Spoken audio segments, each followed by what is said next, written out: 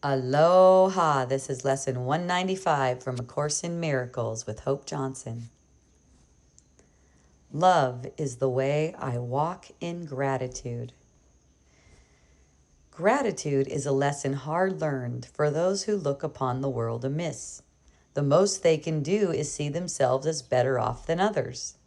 And they try to be content because another seems to suffer more than they. How pitiful and depreciating are such thoughts! For who has cause for thanks, while others have less cause? And who could suffer less because he sees another suffer more? Your gratitude is due to Him alone, who made all cause of sorrow disappear throughout the world. It is insane to offer thanks because of suffering, but it is equally insane to fail in gratitude to one who offers you the certain means whereby all pain is healed, and suffering replaced with laughter and with happiness. Nor could the even partly sane refuse to take the steps which He directs, and follow in the way He sets before them, to escape a prison that they thought contained no door to the deliverance they now perceive.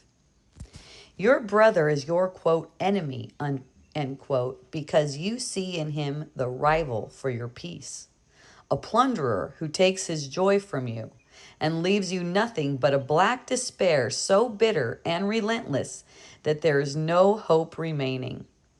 Now is vengeance all there is to wish for.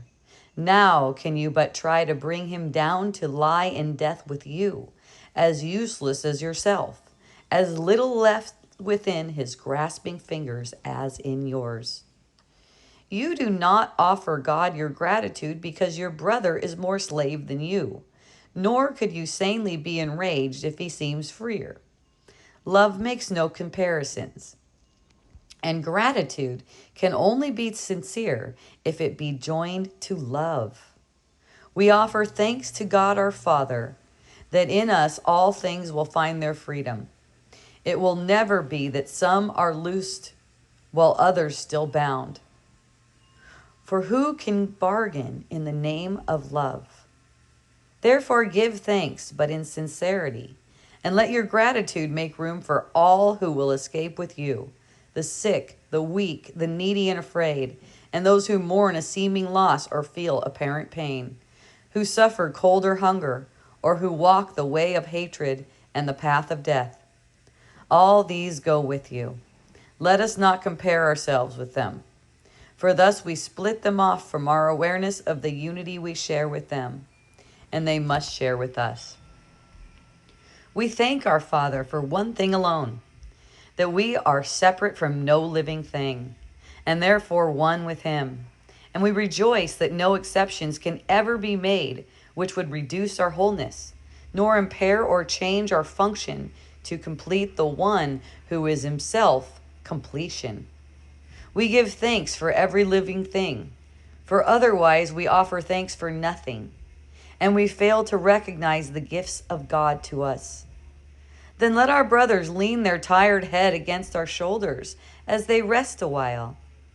We offer thanks for them, for if we can direct them to the peace that we would find, the way is opening at last to us. An ancient door is swinging free again. A long-forgotten word re-echoes in our memory and gathers clarity as we are willing once again to hear. Walk, then, in gratitude the way of love. For hatred is forgotten when we lay comparisons aside.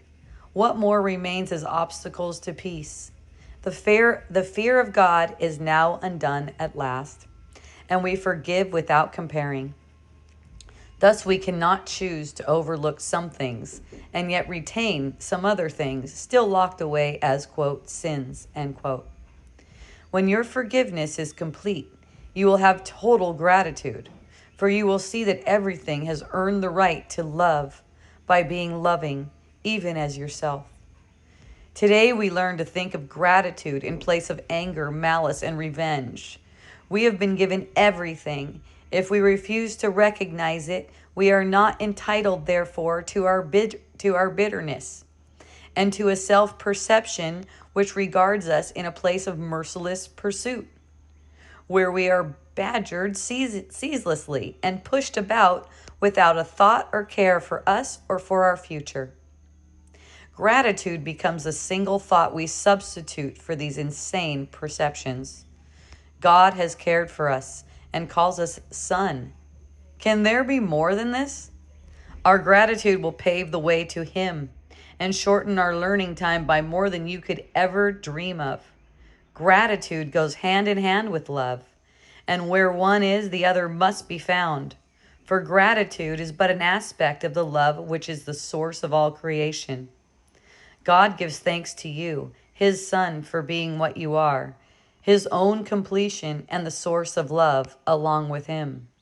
Your gratitude to Him is one with His to you, for love can walk no road except the way of gratitude, and thus we go who walk the way to God.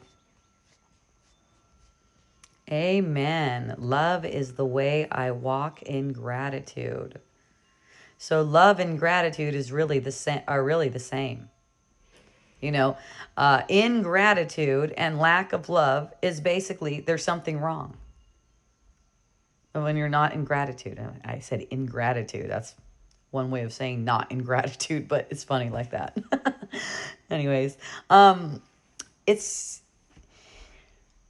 it's not like you can really be grateful for the suffering you see and all that kind of stuff. That's not really something to be grateful for. That's insanity.